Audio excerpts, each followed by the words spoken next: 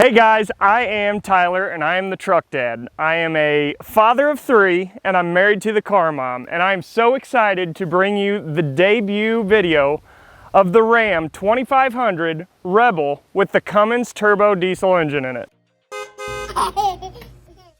Dodge has already come out with a 1500 Rebel, and this is the first in the 2500 size. It comes in a 6.7 turbo diesel, which we have today, and it also comes with a gas engine, 6.4 liter as well. Long story short, I drive an F-250. I love my truck, I love trucks, and I want to give you dads out there an idea, maybe some hints on how to convince your wife to allow you to buy the truck of your dreams. We're gonna go through the car seat setup, we're gonna do some off-roading around the farm here, and go from there. Let's start with the exterior. I really like the raised hood here. It gives it a very aggressive feel. It's slick in the front. Ram is huge on putting Ram everywhere. You have some big logos around. This thing is loaded with cameras all the way around.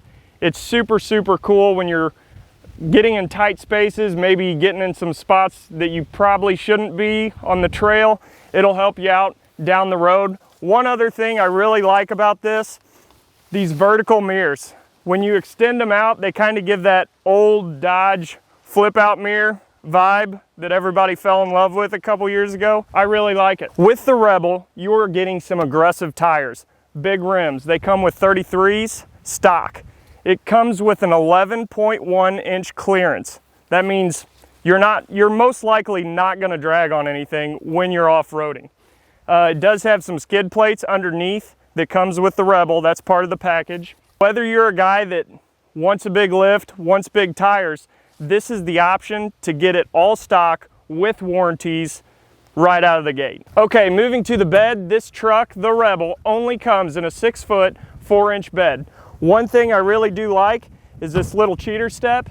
Helps you get in and out a lot better without making a bunch of dings and dents in your side when you're climbing over the tire.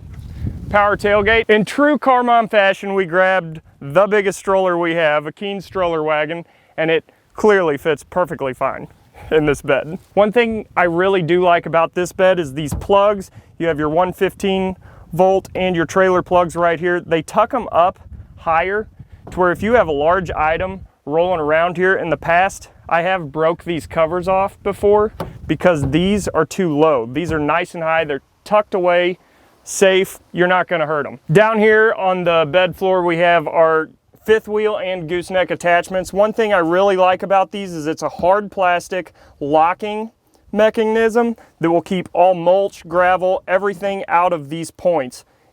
Nothing's more frustrating when you get a bunch of junk in there, and then when you're ready to hook up, you have to start cleaning it out. One last thing, we have some bed lights over here with a nice accessible button. In my opinion, one of the most important things when reviewing a truck is, can your family all fit in it, and can it work for a weekend trip, whether you're pulling a boat, a camper, whatever it may be, or does that truck still make you a 2-car family with mom following you in the back? With that being said, let's move to the cab and see what this truck can do for you. All right, Kelly says that I need to calm down a little bit and stop yelling at the camera.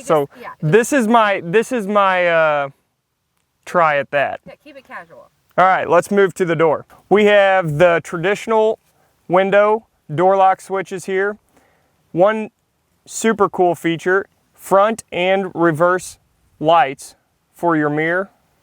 And on these mirrors, both upper and lower mirror is power. And you can control that from right here.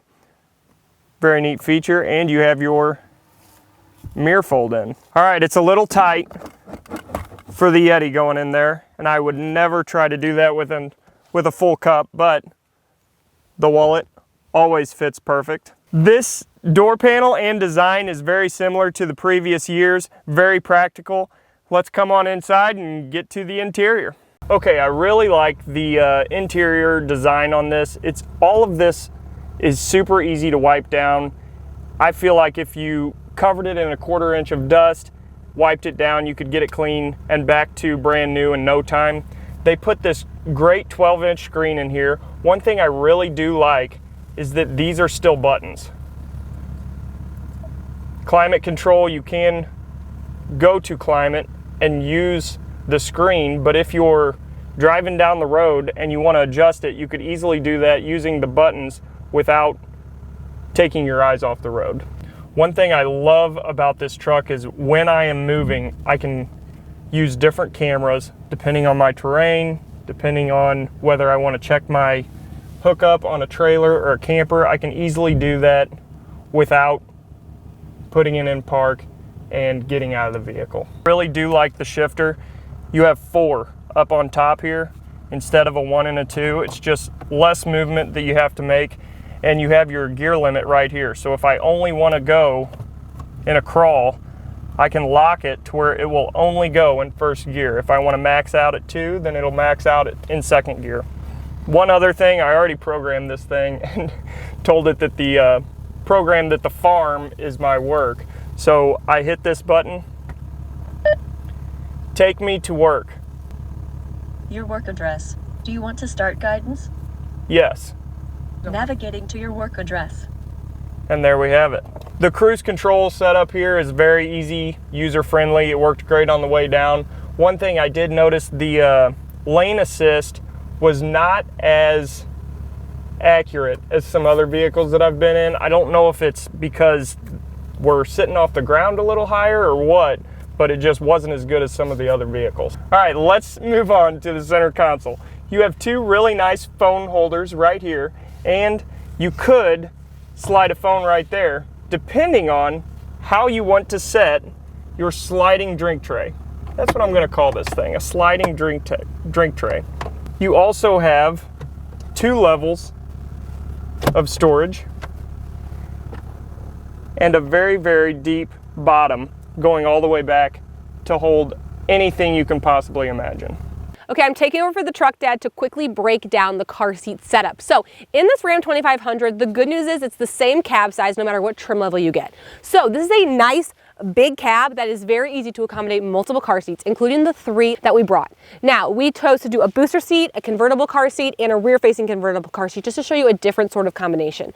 As far as the hardware is concerned, you have 5 lower anchors and 3 tethers. Now, I talk a lot about a 5th lower anchor on several of my videos, but essentially what a 5th lower anchor means is you would have the option to install a car seat in the middle seat with latch. However, you can't install 3 car seats with latch because car seats can't share lower anchors. So we decided to not use that 5th lower anchor and instead opt for a seatbelt installation in our middle seat. But let me show you what we got.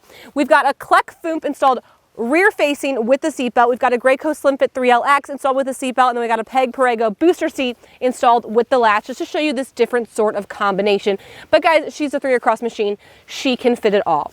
Now, whenever you are installing car seats in any vehicle, but specifically a truck, it's always super important to make sure that you review the tether anchor situation. Trucks are unique because there's no like back of the seat per se, so refer to your manual. In this specific Dodge 2500, for example, in the middle seat, we needed a tether anchor for this forward-facing seat, and we had to route it behind here and then clip it to this outboard seat. The only other thing I don't really love about this truck for car seats is this middle seat. Tyler, get a shot of this. The middle seat is a little shallow compared to the rest of the bench, which can make car seat installations a little bit more difficult because you have to watch your overhang. Different car seat manufacturers have different overhang requirements. We are pushing it with this one. I would honestly, I'd feel better if a little bit more of the car seat was on the seat. I think it's fine. But just something to watch. If you have a car seat, you might have a difficult installation with this middle seat. But long story short, she can fit 3 infant seats, 3 car seats, 3 people, 2 car seats and a mom, whatever needs to be fit, can fit with this nice wide bench. All right, don't forget, when you're doing your tether anchor in the back of a truck, you loop through the seat where you are installing and you clip to the outboard seat. Always do that first. It'll make it a lot easier. Then you'll go to your seat belt, run it through where it's supposed to go, and then snug up your tether anchor at the end. I am 6'2" with boots on, and I have gobs of legroom back here. Dodge does a really nice job on the way this cab is just spacious. This truck offers a ton of storage in the back seat. You flip this seat up, flip these out, and you have a flat storage area all the way across, or you can lift this up and you have a little storage underneath there as well. Thank you so much for joining us for my first ever Truck Dad video. Moms and dads out there, please give me some ideas on what you would like me to try to fit in the next truck that we review. And as always, thank you for joining us.